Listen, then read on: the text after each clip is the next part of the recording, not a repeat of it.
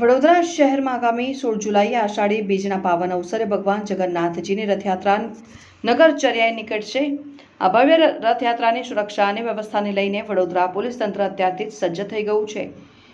પોલીસના ઉચ્ચ અધિકારીઓ દ્વારા રથયાત્રાના સમગ્ર રૂટનું નિરીક્ષણ કરવામાં આવ્યું। વડોદરામાં ભગવાન જગન્નાથની 45મી રથયાત્રાને હવે ગણતરીના દિવસો બાકી રહ્યા છે, ત્યારે શાંતિપૂર્ણ અને સુરક્ષિત રથયાત્રા યોજાય તે માટે વડોદરા પોલીસ દ્વારા તૈયારીઓને આખરી ઓપ આપવામાં આવી રહ્યો છે। ડીસીપી ઝોન 4 એન્ડો મેકવાન દ્વારા રથયાત્રાના સમગ્ર રૂટનું ઝીણવટભર્યું નિરીક્ષણ કરવામાં આવ્યું હતું।